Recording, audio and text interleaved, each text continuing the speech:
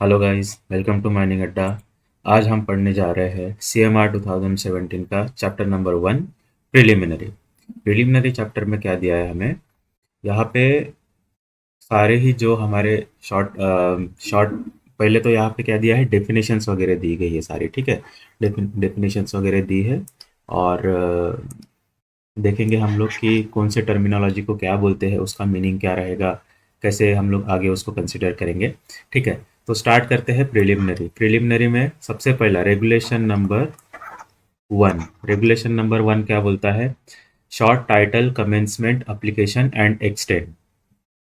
तो इसमें sub regulation 1 में क्या दिया गया है? This regulations may be called the coal mines regulation 2017। Regulation 1 में ही दिया गया है कि ये जो भी डॉक्यूमेंट जो है, जो गवर्नमेंट ऑफ इंडिया ने पब्लिश किया है, इस डॉक्यूमेंट एक गैजेट में पब्लिश किया है, तो इस डॉक्यूमेंट का नाम क्या रहेगा? इसका नाम रहेगा कोल माइंस रेगुलेशन 2071, सॉरी 2017। अब नेक्स्ट रेगुलेशन, सब रेगुलेशन 1 का sub regulation 2। They shall come into force on the date of their publication in the official gazette. Official gazette का जो भी डेट ऑफ पब्लिकेशन था, डेट ऑफ पब्लिकेशन क्या था? ये था 27 नवंबर 2017। 27 नवंबर 2017 को गवर्नमेंट ऑफ इंडिया ने ऑफिशियल गैजेट में ये डॉक्यूमेंट पब्लिश किया था। तो वो जो डेट रहेगा 27 नवंबर 2017, ये जो डेट है, ये इस गैजेट का, ये इस CMR का वो डेट रहेगा जिस डेट से ये फोर्स में लाया गया, मतलब ये अप्लाई हुआ है, ठीक है। अब देखते हैं सब रेगुलेशन 3 क्या बोल रहा है। सब रेगुलेशन 3 क्या बोल रहा है? They shall apply to every coal mines. India में जितने भी कोल माइंस रहेंगे, सारे ही कोल माइंस को ये CMR अप्लाई करेगा। वो चाहे कोल इंडिया के हो, चाहे प्राइवेट हो, किसी कोई भी स्टेट गवर्नमेंट का हो, सारे ही माइंस को वो अप्लाई करेगा कोल माइंस रेगुलेशन 2017। सब रेगुलेशन 4 क्या बोल रहा है? They shall extend to the whole India. Whole of India, पूरे ही इंडिया को ये कवर कर लेगा अपने अंदर में, ठीक है। अब देखते हैं रेगुलेशन नंबर 2 क्या बोल रहा है। रेगुलेशन नंबर 2 में दिया है पूरे के पूरे डेफिनेशंस, तो एक एक डेफिनेशंस देखते हैं जल्दी जल्दी। In this regulation unless the context otherwise requires, ठीक है। आगे देखते हैं क्लॉज 1 में, रेगुलेशन 2 के सब रेगुलेशन 1 के क्लॉज ए में क्या दिया है? अबेंडेंट वर्किंग के बारे में बोल रहा है। अबेंडेंट वर्किंग मतलब क्या होता है? Abandoned working means such working as has been abandoned with no intention of working in future. No intention of working in future, आगे उस माइंस में हमें कोई भी किसी भी प्रकार का काम करने का हमारा इंटेंशन नहीं है, उस वर्किंग को हम क्या बोलेंगे? Abundant working. नेक्स्ट देखते हैं क्लॉज बी में क्या बोल रहा है।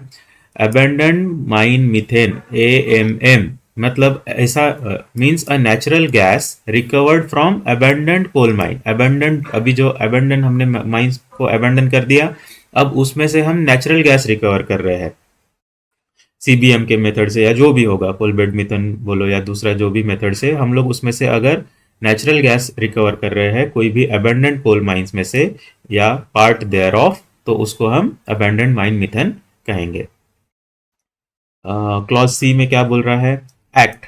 एक्ट मतलब क्या होगा? इस रेगुलेशन में हम इसके आगे जब भी एक्ट बोलेंगे, एक्ट मतलब रहेगा माइंस एक्ट 1952, ये रेफरेंस रहेगा। क्लॉज डी में क्या बोल रहा है? Approved safety lamp and approved electric torch means respectively a safety lamp और an electric torch manufactured by such firm and of such type as the chief inspector may from time to time specify by a general और special order. ये जो flame safety lamp होते हैं और ये जो हमारी टॉर्च होती है, अंडरग्राउंड माइंस में जाने के लिए हमारे पास में टॉर्च होते हैं, ये चीफ इंस्पेक्टर जो होते हैं ये टाइम टू टाइम मैन्युफैक्चरर्स को अप्रूवल देते जाते हैं। चीफ इंस्पेक्टर के DGMS अप्रूवल जो बोलते हैं, DGMS अप्रूव्ड है कि नहीं है कोई भी टॉर्च बोलिए या फिर कोई भी फ्लेम सेफ्टी लैम्प बोलिए, DGMS अप्रूव्ड है कि नहीं हम लोग चेक करते हैं अंडरग्राउंड माइंस में लेके जाने के पहले। क्योंकि अगर इस हमने बिना DGMS अप्रूव्ड वाला कोई भी एपरेटस अंडरग्राउंड माइंस में लेके गया और उसके उसके कारण किसी भी प्रकार का इंसिडेंस होता है, तो हम उसके लिए जवाबदेह रहेंगे, ठीक है। इसीलिए ये अप्रूव, डीजीएमएस अप्रूव्ड ही हम लोग यूज करते हैं। असिस्टेंट मैनेजर, क्लॉज ई में बोल रहा है असिस्टेंट मैनेजर मतलब कौन रहेगा। Assistant manager means a person possessing a manager certificate. इसमें फर्स्ट क्लास भी हो सकता है, सेकंड क्लास भी हो सकता है, उसके पास मैनेजर सर्टिफिकेट होना चाहिए। फर्स्ट क्लास मैनेजर सर्टिफिकेट या second class manager certificate. Appointed in writing by owner, agent और मैनेजर, ये तीनों में से कोई भी उसका अपॉइंटमेंट कर सकता है। To assist the manager in the management, control, supervision, and direction of the mine or part thereof, and who holds the rank immediately below the manager and superior to overman and mining सरदार। तो manager के under के जितने भी managers रहेंगे, जो mine manager जो होता है, mine manager,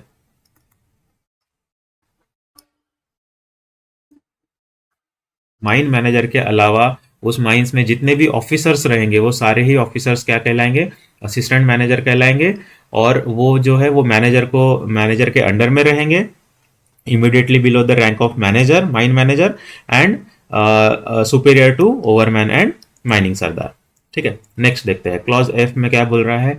auxiliary fan, auxiliary fan के बारे में बोल रहा है। Means a forcing fan or an exhausting fan. Forcing fan और एग्जॉस्टिंग फैन, ये फैन के दो टाइप्स होते हैं, ठीक है।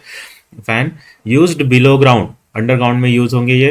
Holi or mainly for ventilating one or more faces forming part of a ventilating district. किसी भी डिस्ट्रिक्ट में अगर हमें वेंटिलेशन कम है तो उस डिस्ट्रिक्ट में हमें ऑक्सिलरी फैन लगाने का परमिशन हम लोग डीजीएमएस से लेते हैं। और ये फैन जो होता है वो कि उस वेंटिलेटिंग डिस्ट्रिक्ट को वेंटिलेट करने का काम करता है। उसमें एयर, तो ये फोर्सिंग फैन भी हो सकता है, एग्जॉस्टिंग फैन भी हो सकता है, दोनों टाइप का फैन हो सकता है। जनरली हम लोग एग्जॉस्टिंग फैन लगाते हैं, ठीक है। क्लॉज जी क्या बोल रहा है। Average output of any mine, average output of any mine means the average output per month during the preceding financial year of the total output from all workings within the specified mine boundary। कोई भी mines जो रहेगी उस mine boundary के अंदर में जितने भी सेक्शंस होंगे, जितने भी वर्किंग्स होंगे, वो सारे वर्किंग्स का सेक्शंस का मिला के जो भी फाइनल आउटपुट आएगा मंथली, उस माइंस का एक एनुअल आउटपुट आएगा। एनुअल आउटपुट आएगा, एनुअल आउटपुट को हम लोग 12 मंथ्स में डिवाइड कर देंगे, वो रहेगा हमारा एवरेज आउटपुट। क्लॉज एच क्या बोल रहा है। बैंक्समैन, बैंक्समैन क्या रहेगा। A person appointed to superintend the lowering and raising of persons, tools and materials and to transmit signal at the top of a shaft or incline.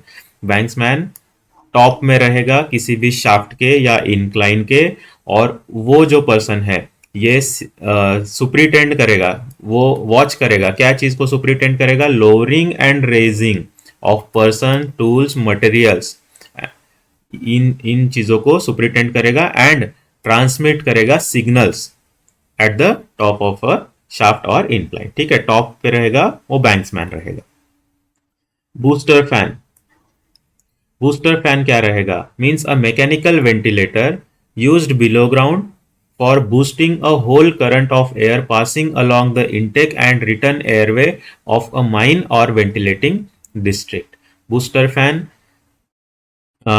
वही same auxiliary fan जैसे रहते हैं लेकिन उससे बड़े रहते हैं। ये क्या करता है, जो भी नेचुरल एयर जो सरफेस से आ रही है उसको किसी भी माइन में या डिस्ट्रिक्ट में बूस्ट करने का काम करता है बूस्टर फैन, ठीक है। और ऑक्सिलरी फैन जो होता है ये क्या होता है, ये जो होता है ये किसी भी फेस पे हम लोग लगाते हैं, फेस के पास में, ताकि फेस पे अच्छे से वेंटिलेशन प्रोवाइड हो, ठीक है। नेक्स्ट देखते हैं कोल। कोल मतलब क्या है। कोल की डेफिनेशन बहुत सारे लोग बोलते हैं कि व्हाट इज कोल। हम जब भी किसी माइंस में जाएंगे या किसी कहीं विजिट पे जाते हैं तो वहाँ के सुपीरियर जनरली हमको पूछ लेते हैं कि what is coal. Includes anthracite, bituminous coal, lignite, peat and any other form of carbonaceous material sold or marketed as coal। देखिए इसमें चार टाइप दिया है, एंथ्रासाइट, बिटुमिनस कोल, लिग्नाइट और पीट। ये तो चार टाइप्स ऑफ कोल हो गए, लेकिन इसके अलावा जो भी any other form of carbonaceous matter, carbonaceous matter किसी भी प्रकार का जो कि मार्केट में सेल किया जा रहा होगा या फिर मार्केट किया जा रहा होगा एज अ कोल, उस सारे ही प्रोडक्ट्स को हम लोग कोल बोलेंगे। नेक्स्ट देखते हैं कोल माइन मीथेन क्या होता है। Means a natural gas recovered from a coal mine or part thereof. Coal mines में से नेचुरल गैस जो भी रिकवर करेंगे उसको सीएमएम बोलेंगे। अबैंडन्ड माइंस में, अबैंडन्ड कोल माइंस में से अगर कोई भी नेचुरल गैस रिकवर करेंगे तो उसको अबैंडन्ड माइन मीथेन कहें। ये देखिए एएमएम अबैंडन्ड माइन मीथेन और ये सीएमएम कोल माइन मीथेन, कोई भी कंफ्यूज नहीं होगा। कमिटी, कमिटी क्या रहेगी? Means a committee appointed under section 12, section 12 of mines act. Act यहाँ पे बोला है, एक्ट मतलब क्या होगा? अभी देखा हमने माइंस एक्ट, तो माइंस एक्ट के सेक्शन 12 में कमिटी के बारे में बताया गया है। तो वो जो कमिटी रहेगी उसी को हम लोग कमिटी कहेंगे। कमिटी अपॉइंटेड अंडर सेक्शन 12, उसी को कमिटी बोलेंगे। Competent person in relation to any work or any machinery, plant or equipment means a person who has attained the age of 20 years की एज होनी चाहिए,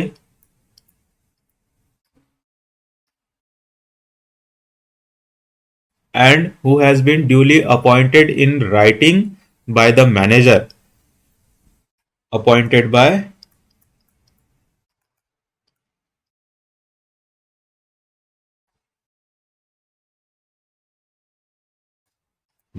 manager,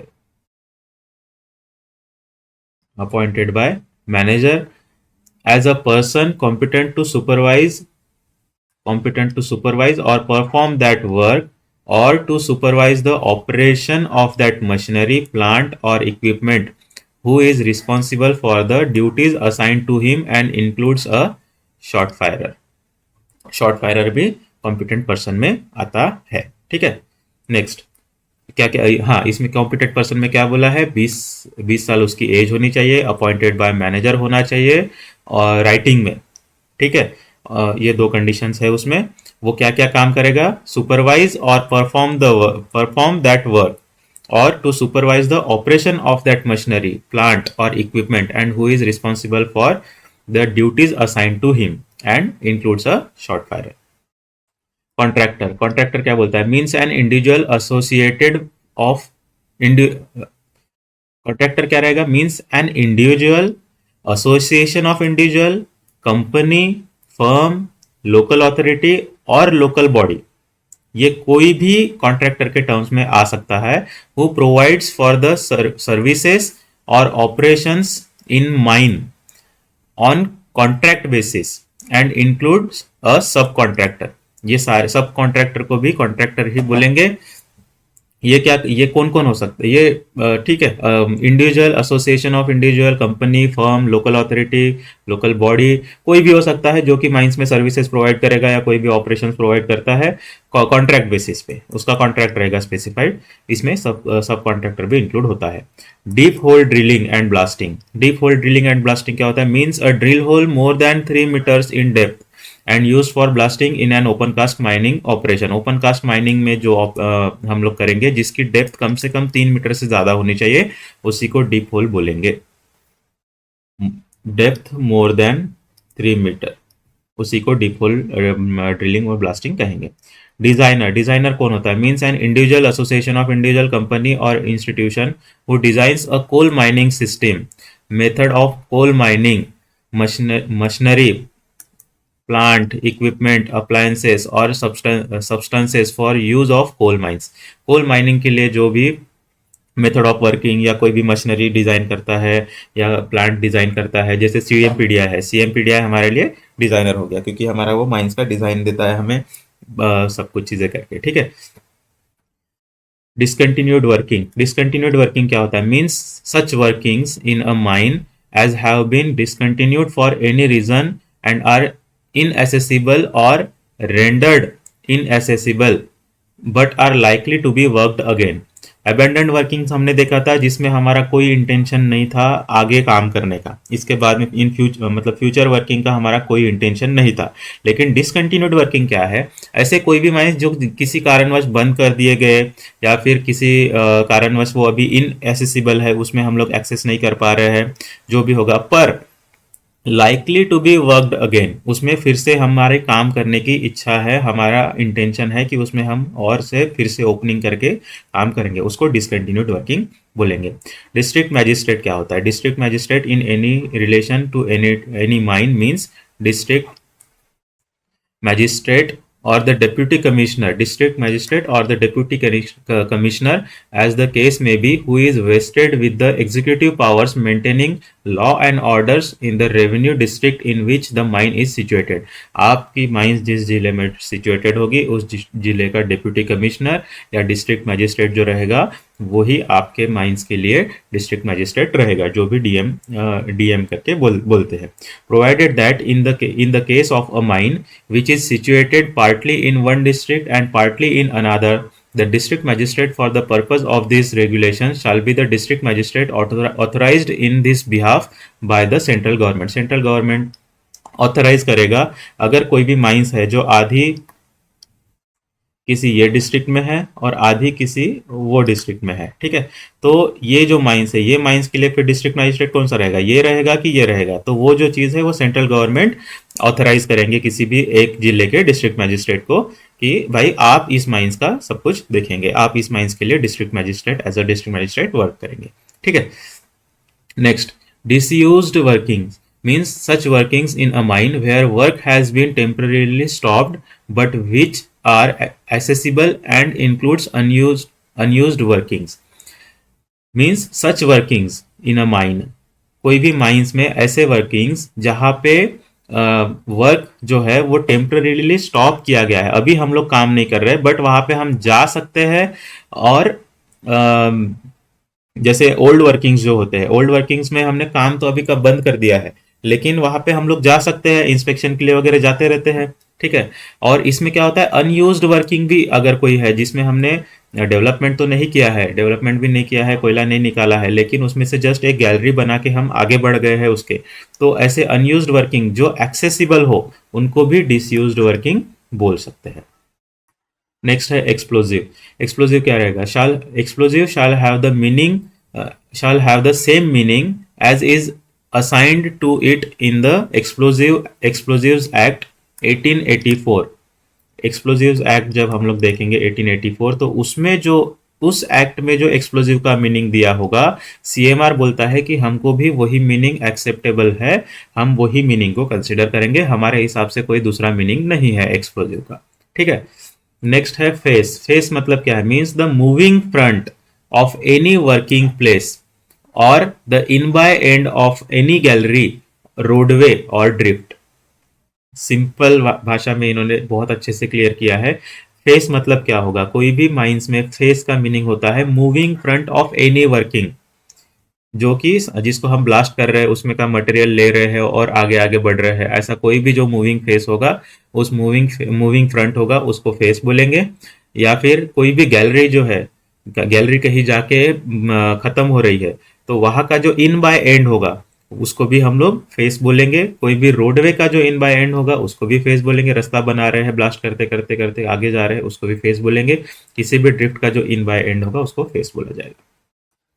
फायरी सीम क्या होता है? Means a seam in which a fire or spontaneous heatings exist in the workings below ground or in open cast working lying within the precincts of a mine।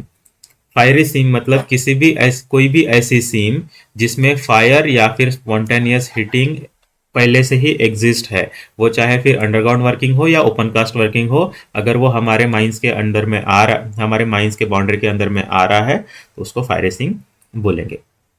Financial year क्या होता है? Financial year means a period of 12 months, ऐसे 12 महीने का, starting from first day of April and to the last day of March of the successive year. मतलब कोई भी first April 2024 से लेके 31 मार्च 2025 तक, इसको क्या बोलेंगे हम लोग? फाइनेंशियल ईयर बोलेंगे। ये कंप्लीट एक फाइनेंशियल ईयर रहेगा, फाइनेंशियल ईयर 24-25, ठीक है। Flame proof enclosure shall have the same meaning as defined under the Central Electricity Authority measures relating to safety and electric supply regulation 2010। तो सेंट्रल इलेक्ट्रिसिटी अथॉरिटी में जो भी flame proof enclosure के बारे में बताया होगा, तो सीएमआर में भी वही चीज रहेगी। सीएमआर भी उसी मीनिंग को अडॉप्ट कर रहा है, ठीक है। Form means a form as may be specified by an order or instructed by instruction by the chief inspector under this regulation। इसी रेगुलेशन में जो जहाँ जहाँ पे भी फॉर्म ये वर्ड यूज किया जाएगा, फॉर्म मतलब चीफ इंस्पेक्टर स्पेसिफाई करता है बाय ऑर्डर और बाय इंस्ट्रक्शन हर जगह पे कि यहाँ पे कौन सा फॉर्म यूज करना है, वहाँ पे कौन सा फॉर्म यूज करना है, किस फॉर्मेट में देना है, तो उसी को हम लोग हर जगह पे एज अ फॉर्म मतलब यूज करेंगे, ठीक है। तो ठीक है गाइस, ये अभी फर्स्ट पार्ट था इस वीडियो का। हम लोग इसके आगे के जो भी डेफिनेशंस है इसके नेक्स्ट पार्ट में देखेंगे। तब तक के लिए थैंक यू।